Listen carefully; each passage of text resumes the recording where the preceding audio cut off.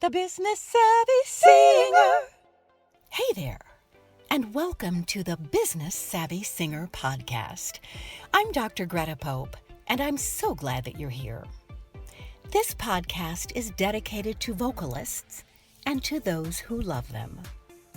We interview singers who are working professionally to get a glimpse into their lives and celebrate their personal journey to success. Join us weekly to learn how to move your career forward.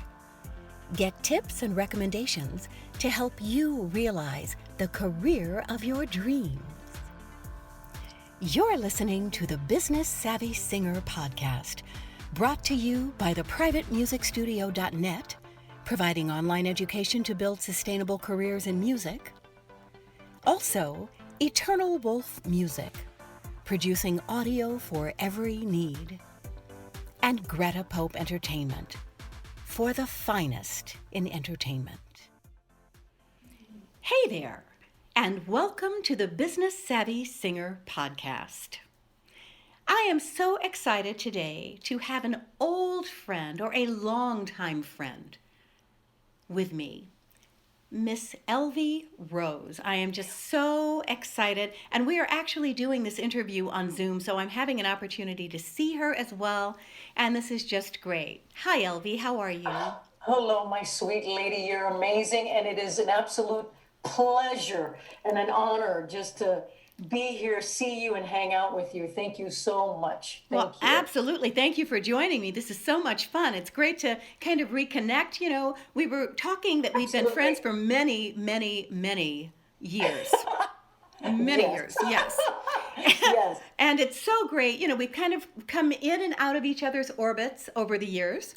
Correct. And it is just great to be able to see you and to be able to hear from you and find out all about your career, what's been going on with you. So let us begin for our listeners. So tell me a little bit about where you're from, how you got started singing. What is your story? My goodness. I'm born and raised in Miami, Florida, Hialeah. Okay. Parents are Cuban, Spaniard, and so that's how that whole thing started. Okay. You know, basically, like many young women, and they start off as little girls loving music, and in my house there was music everywhere, and my mother was a singer, so that of course wasn't a giant influence on me. Was she a professional singer? Did she sing professionally? No, and that was just it. She wanted to be that, but back in the day, because she was raised in Cuba, even though she's a little Spaniard, her parents, that was like a big no-no. My girl, an entertainer, a gypsy? Oh, no. So she was and I had her even when she came on cruises, which is where I spent most of my career. I'd make her work, as they say. She would laugh, but she loved it. Oh, that's great. I get her to sing with me. That's wonderful. So influence comes first from her, for sure. Wow. Yeah. So you started singing as a little girl. Oh, yeah. And I was just a big old ham bone. Loved it. That's great. That's great. So, and then I found myself in high school. I was in drama and choir. And even I ran into an old-timer, a veteran entertainer who was a math teacher. Wow. And she, to make a long story short, she started a dance group with me, and she said to me, Elvy, don't limit yourself with just dancing. Do everything. That's great. And I got into choir because of her. She goes, learn an instrument, and I learned guitar and piano. Wow, that was great advice. She said, do everything. And so I did, and you know what? It kept me out of trouble. My mother loved it. Yeah. Because it kept me off the street. Yeah. So I always had to rehearse for something. That's great. If it was a competition in school, drama competition, choir or something. That's good. And then it helped that my mother also was a beautiful seamstress, so she used to make my costumes. Oh, lovely. Wow. Yeah. That's great. That is great. So when you graduated from high school, how did you transition into the professional performing world? It was an absolute fluke. In choir, there was a young lady, Susan, I remember Susan Leggett, my goodness, that's going back. She was the daughter of the chief of police, of all things. But she used to tap dance, and she was, I don't know how I can make this short, but I'm going to give it my all. She danced for this a tap dance academy, and they were looking for an intermissionist. And I was only 15 years old at the time, and she said, listen, they're looking for, and I told them you would be great. And so anyway, to make a long story short, I ended up, I already knew how to play guitar and everything. And so I would be an intermissionist so the dancers could take a break. Yeah. But we were doing shows for convalescent homes and hospitals and community theater. We were just going all over.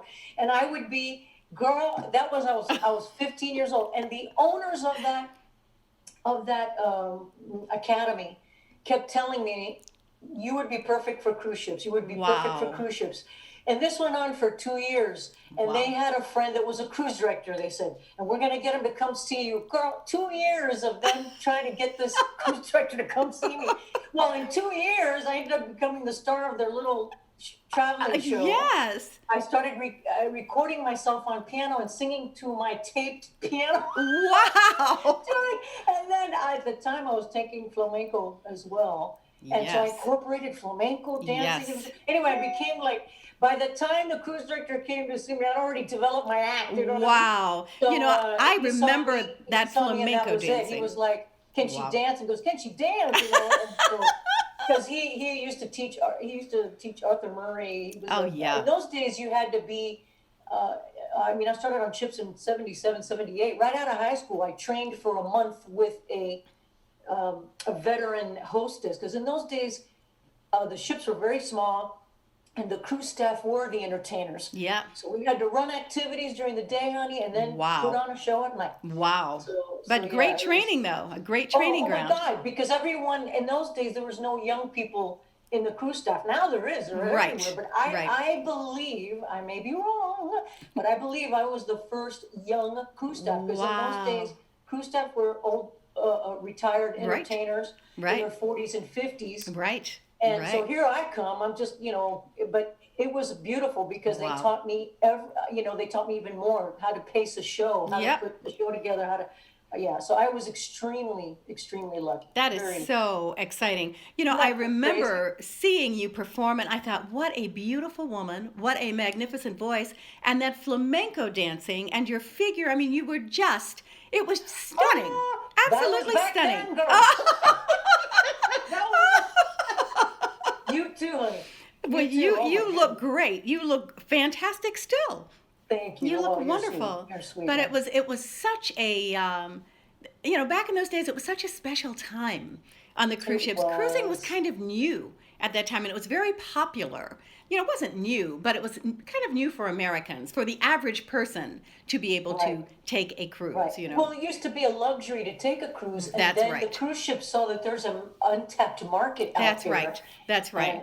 And then it was like one of the biggest growing industries. It was growing like 10 to 11% a year. Since then. That's right. And then the Love Boat was on TV. Of course, so that helped. Oh my gosh, yes. It was that was during the era I got on the ship, and people would come on thinking I was Julie, talk about, can you fix me up with somebody? I said, well, I can't fix you up with there's a singles party. I'm gonna come to that. That's great. It was kind of crazy. Yeah. But yeah, you're right. It blew up. But you know what's funny? I think you'll agree with me, because we've been doing this a while, that at first I didn't tell anyone I was performing on ships because it had the stigma that entertainers that were retired, that's where you go. That's right. And then through the years, entertainers started realizing, wow, I could get paid some good money. That's right. And only perform once or twice a week. Yeah, that works. The rest of the time I'm on. What? Yeah, that's right. Finally, it started to catch on. That's right. Yeah. And, but it was kind of at first I wouldn't tell anybody. Yeah. But you know what? It was the best education for me. Oh, yeah. It was great. Wonderful. Yeah, it was kind of that thing that, that was kind of like the soap operas used to be back in the day. People did soap operas that couldn't get into feature films, but then soap operas kind of evolved into their own thing, and Correct. everybody wanted to be on the soap opera. So it was very much like that. That's a great analogy. Yeah, very Perfect, much like that. So, what are some of the most wonderful places that you have been in your cruising years? You know what? One of the top thing is the places we got to visit. Yeah. When I went to Europe the first time, my jaw dropped. Yeah.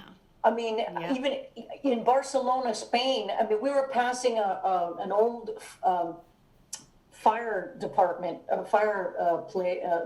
had the fire engines and everything, and the building. Oh, that building's 500 years old, and I started to realize that a lot of places in Europe, if not all of Europe, is so much older than our country. Yeah, that's right. Oh my God! Beautiful old that architecture. Fire station building is older than my country. So that was absolutely fascinating. Yeah. And then later we went to the Baltic and we went to Russia, and and I didn't take any of it for granted, because I'm like, when in the world would you ever? That's right. Oh my God, get to see these amazing places. That's right. First of all, even on the first ship I ever worked, I mean, we went to the Caribbean, and that was a first, so that was amazing. And we were going to Cap-Haitian Haiti every week, so that was a mind-blowing thing for me. Oh, yeah. So, because remember, I was just 18. Yeah. And so exciting. Oh my God! And first of all, it educated me on what real poverty really looks like and stuff. So I saw the most elaborate, most unbelievable, luxurious, like the Hermitage in Russia. Yes. To countries, a real third world countries where. So again, I have to count my blessings, because I got the education of a lifetime. Yeah. And then later through the years, we went to. I discovered the favorite place of mine in the whole wide world, Santorini, Greece. Thank you, ladies and gentlemen. Oh my God. People that my friends go, I've never been. I go, listen to me. You know those paintings that have those little walkways and the white walls and the blue shutters with the little kitties and the bougainvillea? Yeah. And they go, yeah. I go, that's Santorini. That's it. Yep, that's right. And Mykonos in Greece. And they're Elvy, I go, listen to me. It's stunning. There are tons of artists that go there from all over the world, and you see them lined up painting all this stuff. Yeah. Oh my God. Yeah, it's like walking into a postcard. It's just pretty stunning. Yeah, that's one of the second highlight of my career, really. We ended up going to Asia. I mean, I could talk about this all day, but it was meeting people like you, my sweet lady. It's the friends I've made through the years. Yeah. That was, to me, like the biggest gift. Really. Yes. Am I right? You're absolutely right. Some amazing people. Plus, there was a time that we had superstars come on ships. That's right. So the ships were getting bigger. I remember those days. I worked on the SS Norway for Norwegian Cruise Line. Oh my God, I met Rita Moreno, Jack Jones, The Fifth Dimension, Red Buttons. Me too. Royal Caribbean, Norm Crosby. That's right. And I got to open for some of these people. That's right. Oh my God. Me too. Those were the people that came on in those days. Those were the people that were working. Diane Carroll, Jack Jones, Alan Jones. I mean, all of these really just fantastic people. Well, I met Sam Cooke. Wow. I mean, we can go on and on. That's great. But you know what was interesting, though? Once they kind of phased out of having the name acts, then you and I were in the right position to be that next tier of people. And it was talk about timing, being in the right place at the right time with the right goods, with a good act. Correct. Yes. And that was just, it was huge. It was very exciting. Very exciting. Extremely. I tell you what, we had the time of our lives, not for nothing, but we certainly had the time of our lives. Because fortunately or unfortunately, you're in your own, literally, little world on the ship. The ship is a whole city with the crew, and there's gossip. That's what I was going to say, with gossip. That is hilarious. It's a bit crazy. I used to threaten, well, I have a few friends that did write a book, but I used to threaten to write a book, and it would be called As the Propeller Turns. Because that is hilarious. Tons of stuff going on. Oh my God. And culturally, when you're working on a ship, that's why young people, I think it's the best if you could take like 3 or 4 years to do it and save your money. Because of course, everything's paid for. Right. They feed you and they That's board right. you. That's But right. you meet people from all over the world. That's right. You That's meet right. people from the Philippines, from China, from Yep. Indonesia, from Africa, from South Africa, from Jamaica. Oh my You're God, right. people forget, but when I got in the late 70s, all through the 80s and the early 90s, I think, it was all Jamaican crew on most Right, of the ships. all Jamaican crew. Jamaican crew. Yep. And there was a whole other rhythm and rhyme. Yep. And I to talk like this, man. Yeah, no, Yeah. because you know you go to the Jesus, That's Mary, right. and Joseph, man. Yeah, soon come, man. I love it. I learned from my Jamaican brothers Yep. and sisters. Fantastic.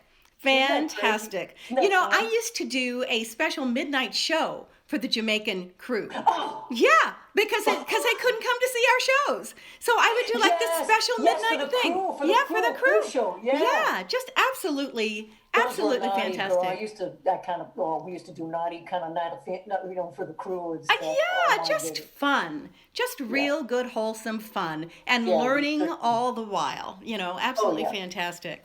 So yeah. tell me, what have you been doing during the pandemic? How has this impacted your life, your career? Well, you're gonna laugh.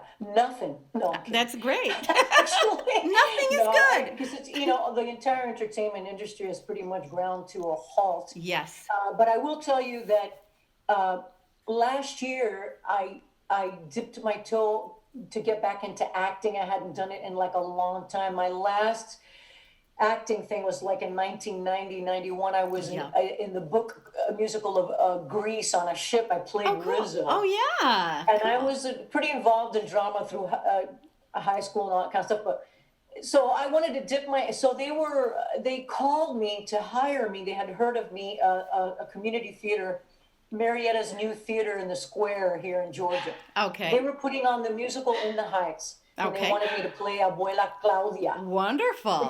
which is a Cuban grandma, which is not a stretch for me. Plus the fact that our Cuban grandma lived with us. Oh, till that's she great. passed, bless her heart. That's great. So that was a perfect way to get in, though, in a community theater, no pressure. As a matter of fact, I mentored most of the cast because I was the senior pro there. Wow, that's great. And but Jonah, I got to talk like this, and so and I got to, it was beautiful and sing and everything, and so I thought to myself, well, when I retire from the ships, I would love to pursue this a little bit more, even though I don't mind playing grandmas and stuff like that, those Yeah. roles, that's okay. Yeah. And so then this happened, but I retired this year. I had already planned, I didn't see a pandemic coming, but I had already planned on this being my last contract, which was from December through March 14th, girl. I signed Wow. off the ship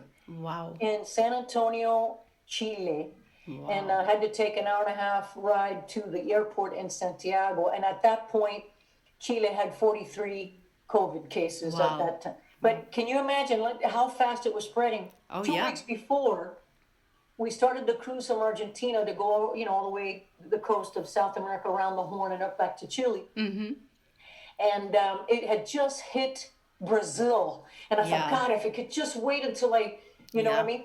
By that 2 weeks later, by the time I got to Chile, it was all over South America. Yep. All over. Yeah. It was insane. Yeah. And my friends thought I was crazy because I'm a worrywart by nature. And in January, I'm watching the BBC on the ship, and end of January, and the BBC says, oh, China says there's a epidemic of some sort, a virus that's out of control. And I'm thinking to myself, well, that means the Chinese have had it for a few months. Right. And now they're finally. And sure admitting. enough, yes. So I'm thinking, this is going to be a pandemic. And my friend's like, are you crazy? And every port we hit, I was buying masks and gloves already. Yeah. And they were like, Elvy, but that's China. There's a billion people, and it's never going to leave there. And go, and half the Chinese are rich and traveling. Yeah. So they made fun of me. By the end, one of my friends that was going back to, because, they canceled the next cruise. Oh, yeah. I got home March 15th. That's when the world stopped. Wow. So they canceled the cruise, and all the entertainers had to leave. They said, okay, you guys are going home as well. So everybody ended up leaving on the day. Isn't that funny? That was part of my contract to leave. Wow. But my friend from Italy, because at that point, Italy was exploding. Yes. And he looked at me, and he was one of the ones making fun of me. And he looked at me, and he goes, Elvy. I go, I know. You want me to give you some mask? And he goes, please. I go, okay. So, yeah, That's too funny. It's been hard on my friends. Oh, yeah. As you know, on Broadway and everything. Oh, yes. Everything is shut down. So badly. Yeah, people are struggling. I timed it, to be honest with you, because I was the main breadwinner here when my husband, his pension finally kicked in this year. Oh, so yes. So that's good. I timed it that way. Yeah. And I thought I could get back into musical theater, and I look forward to it. But as soon as we get back, so we'll see. I'm already, like with you, I've done a couple of radio shows, and and now I've been asked to tape.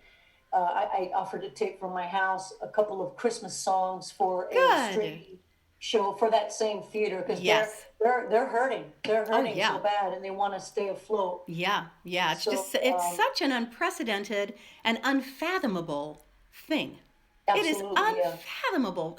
A year ago now, if someone had told us that we would be shut down, we wouldn't be working, we would never have believed it.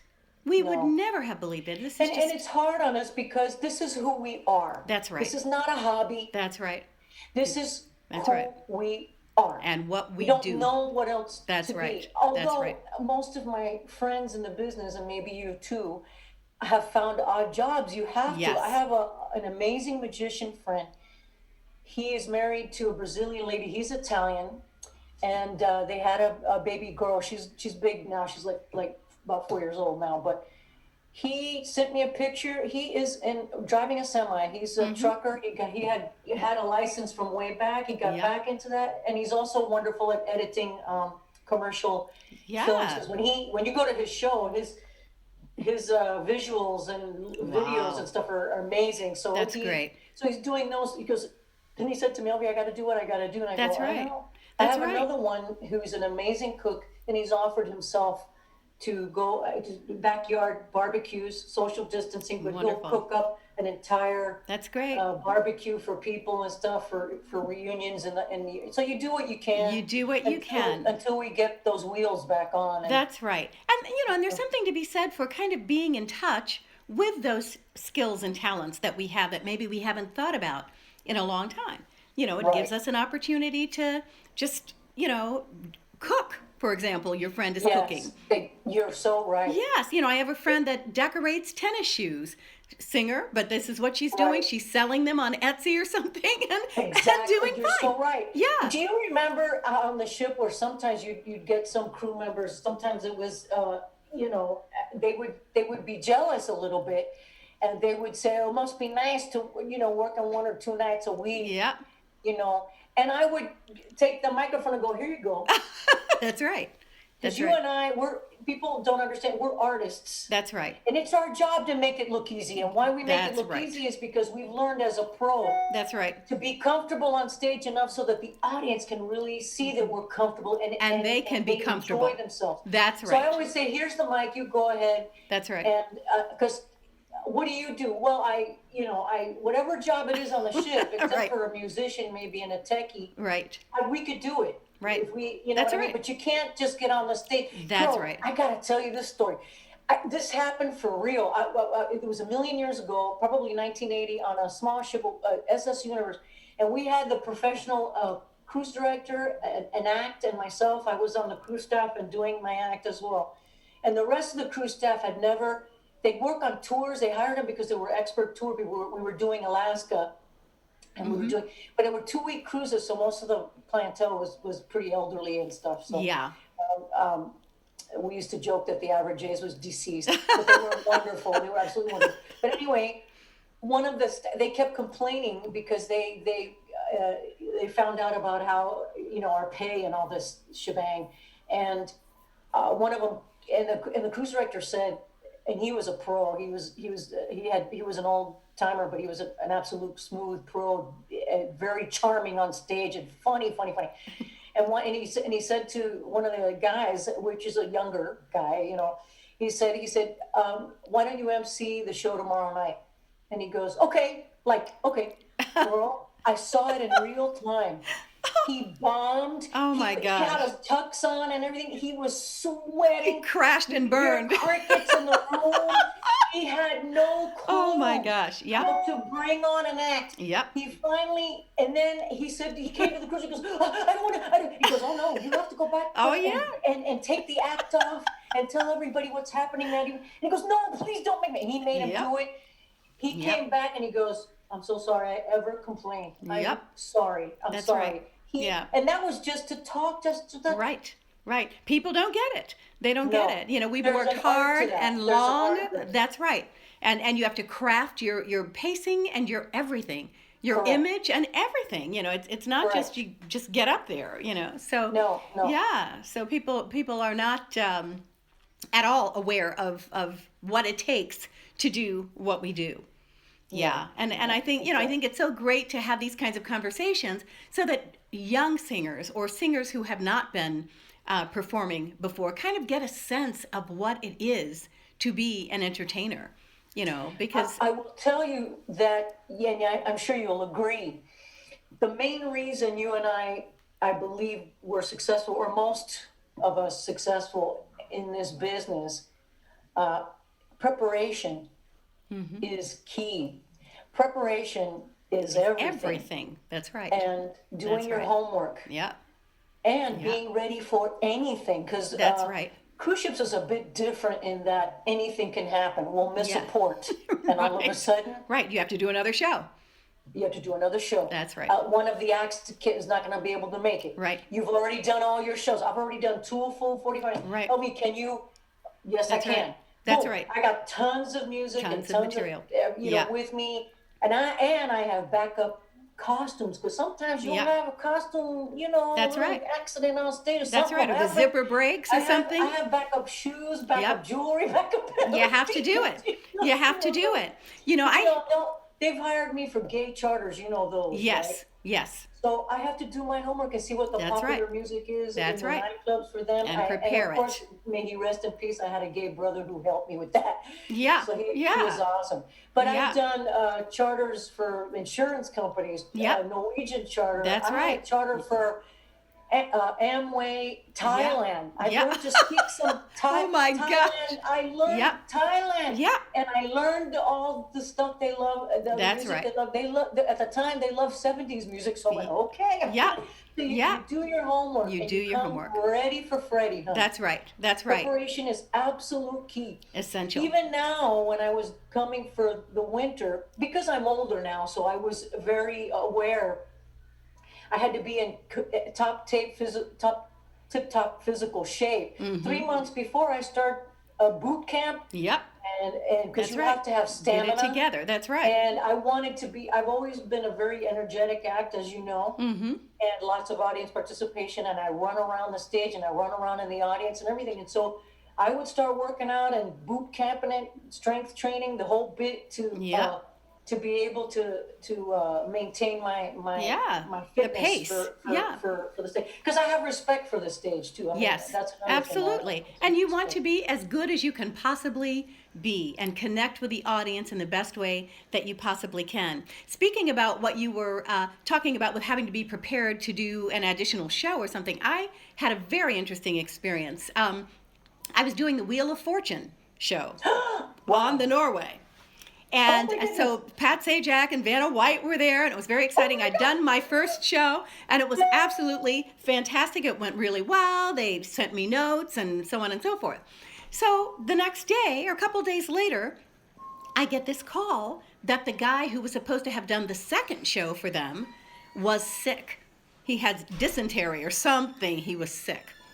And they asked if I could do a second show. And I was like, oh my gosh. I don't know if you remember, you probably do, Greg Bonham. Do you remember Greg? Of course. Of course. Oh my God. Well, it May was he rest in Greg. peace. Yes, may he rest in He was- peace. And he played trumpet and he sang.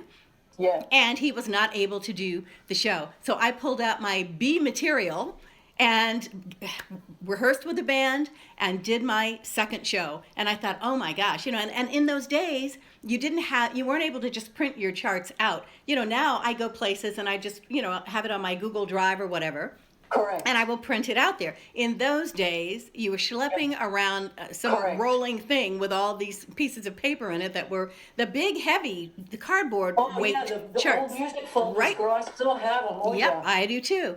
And so it was like, oh my gosh, but I had to have all that stuff with me, and I happened to have had it, and I was prepared to be able to step in for him. But you're right. I mean, you have to be prepared for whatever may occur. And guess what? You get a good report by the cruise director and the production manager, and you get hired back. And you get hired back. She's good in a pinch. That's right. He's a team player. That's right. Hey, Reliable. listen, I've had it where the ship is rocking. It's horrible, and half the cast for the production show are ill, and if they don't. It's usually they'll call them the comic, because the comic, they just need a microphone. That's it. Right, that's right. But a lot of times they really would rather have a music thing. Yeah. And they'll call me and go, "Can you?" And I go, "Yep, I'm there." Whatever it is, that's right.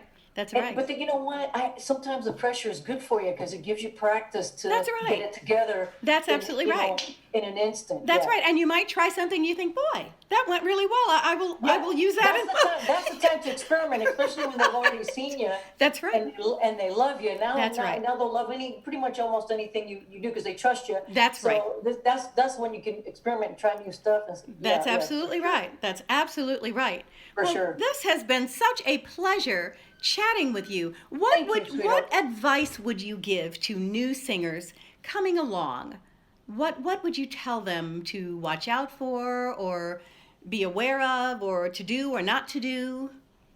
Well, preparation, like I said, is key. So if your vocals are not as strong as you'd like them to be, or you think, it's great to take more lessons and more go to workshops and take more to be able to strengthen your diaphragm to sing over those high notes, and take great care of yourself.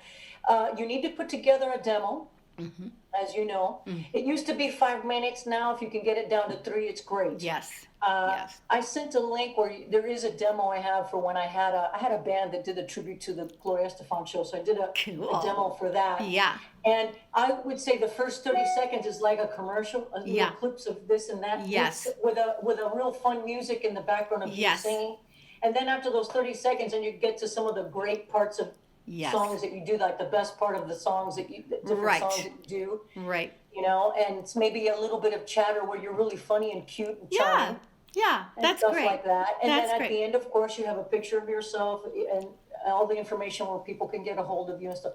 And that's 3 minutes, because honestly, the first 30 seconds, that's why the first 30 seconds, whoever's going to hire you, usually they only watch for a minute. That's right. Unless they love it, and then they may watch your 3 minutes. But you're right, you got to catch them right at the beginning. Well, we will certainly put that link in our show notes, so everybody can check that out. Yeah, and have if you're doing like the cruise ship thing, there is the demand is still there. That's why ships keep trying to do it over and over again until they figure it out. Yes. Most ships now, there's a lot of them on dry dock. They're getting retrofitted with the HEPA filter thing that they have on planes. Yes. Yeah. But I think until we get a vaccine, it's going to be really, really difficult. Yeah, I think so too. Even in a theater and everything, just come, have your stuff that you've contracted yourself to do ready to go, well rehearsed.